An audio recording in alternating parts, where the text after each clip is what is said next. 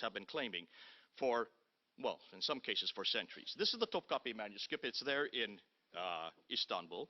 According to Altıkılıç and Ihsanoğlu, this is a mid-8th century manuscript, not a mid-7th century. So it's about anywhere from 60 to 100 years after Uthman. It's not from the 7th century. What's more, it's not complete. It has 2,270 manuscript variants. That means words or phrases in this manuscript that do not agree with the Cairene text that Shabir just referred to, the 1924 Cairene text. So you've got a problem there.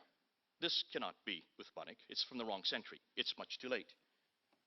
Altıkılıç also looked at the Sana manuscript. Now, the Sana manuscript has been really exciting because it's just been discovered recently, and there have been enormous amount of interest that has been applied to it. This manuscript here, there are a number of folios, and some are written by different hands. This one they date would be the earliest manuscript they would date. And they would say that the underscript, now what am I saying here? The palimpsest. If you look carefully, I don't know if you can see from where you are, but there is a writing underneath the overscript. There's an underscript, an inferior text, and an overscript, which is the superior text. The inferior texts, they would have dated to the last 2 decades of the 7th century. That's the time of Abd al-Malik, the caliph who ruled from 685 to 705. The superior text, the one that you can read, that is dated from the early 8th century, is what they were saying. But they're claiming very clearly that this also has manuscript variants. The Husseini, they would put it's known as the Husseini manuscript, which is there in Cairo. It is a majuscule. It uses much larger prints. It is written on a completely different style, and it is dated to the mid-8th century. Dorosh actually puts it back to the 9th century. So this cannot be 7th century. Dr. François Dorosh is the man that is responsible for most of the right. What has he said and what does he know now about this manuscript, these set of manuscripts? He's saying that they are come from the 3rd quarter of the 1st century, so you're talking about the early to mid-8th century. They are written by 5 different copyists. They do not completely correspond to its state when it was completed. There were corrections that were made later on.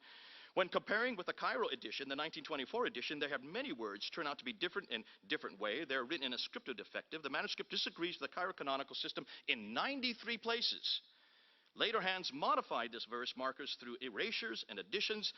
It looked like they put these manuscripts together because they needed a quick production of the Quran.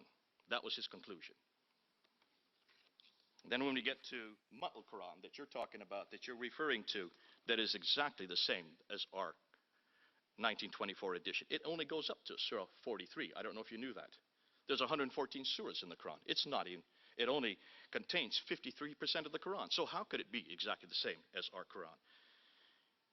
It has erasures. It has corrections. We'll talk more about that later. The Samarkand, and then the one that you claim is exactly like our Quran today. This one gets off the worse. This one also only goes up to Surah 43. It's not complete.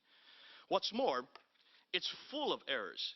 Errors were made not by the scribe, namely they existed in the original text. It is neither one of the Caliph Uthman's copies.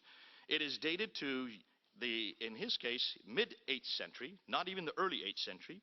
And there are 6 reasons why there are problems with it. It has no discipline of spelling. It has different ways of writing the same word. There are scribal mistakes, copyist mistakes, written by a scribe who had no writing experience, and later added signs after verses. The Tashkent Musaf was neither the Imam Musaf of Caliph Uthman was reading, nor was it those when he was martyred, nor any of the Musaf that he sent to various centers, nor even a copy that was kept in Medina for the benefit of the people. 4,000 to 172 ayats it contains, or really almost 2/3 of the Tashkent Musaf has now been lost. So we're going to just show you one after another. When we look at the palimpsest, as I mentioned earlier, the underscript, probably the best work that's been done on the palimpsest coming out of Sana. If I can put up a picture of it, here it is right here. You can see the underscript.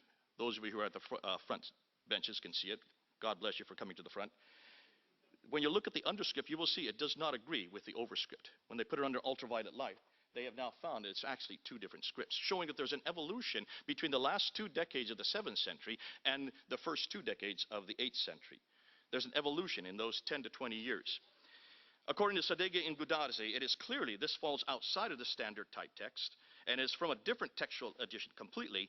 Dr. Elizabeth Quinn, who's doing probably the standard work and probably doing the most original work on the palimpsest, her conclusion, it's a completely different Quran, not the Quran that we have today.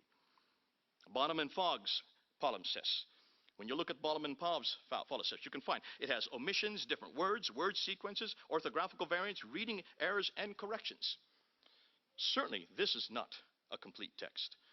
So every one that we've looked at, the 6 major manuscripts, every one of them so far has been found to be fraudulent.